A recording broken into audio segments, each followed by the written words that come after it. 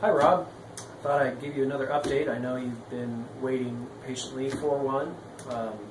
The bad weather we had with 10 inches of snow here and ice and slush and everything kind of put a damper on things, as well as a damper on my ability to do my actual day job, so I've been playing catch up there. But I wanted to give you an update. So what we've got here is the lid to the body. It's a little bit larger diameter than the body according to the screen images. There's a 1-inch gap here, so there's a ring of plywood creating that, and there's it's a 1/4-inch base of 1/4-inch plywood, and we have 2 layers of rigid insulation, so those are 2 inches thick, and then there's the concrete form tube in the center for the neck hole, and there's actually 2 layers here. There's the part you see and a part you don't see, creating a shoulder for this material.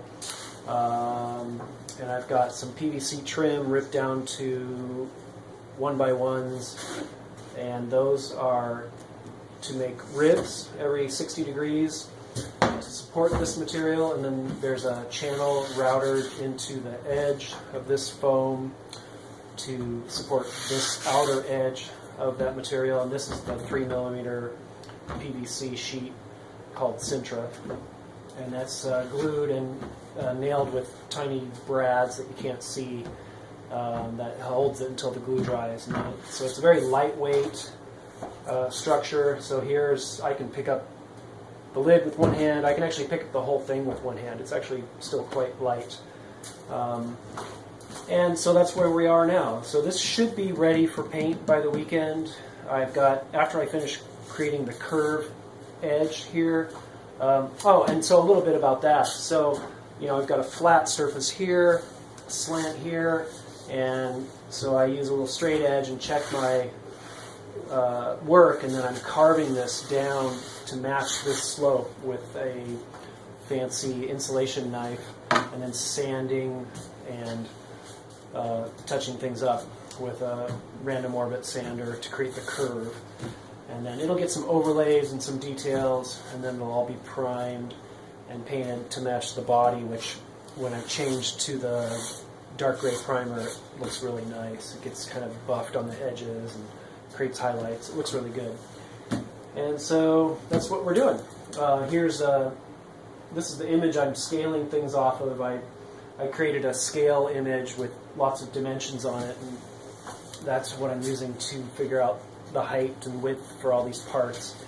And the real challenge is figuring out how to make it look like that with what we have and what I can do.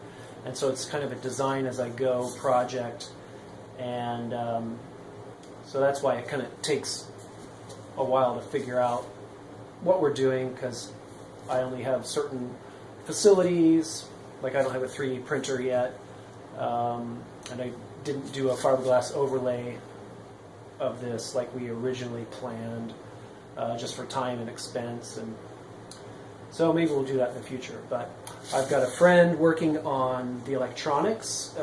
It's going to have movement and sound, and another friend is going to put a camera in one of the eyes, so we'll be able to project images of the droid's point of view to a screen at the entrance to the room.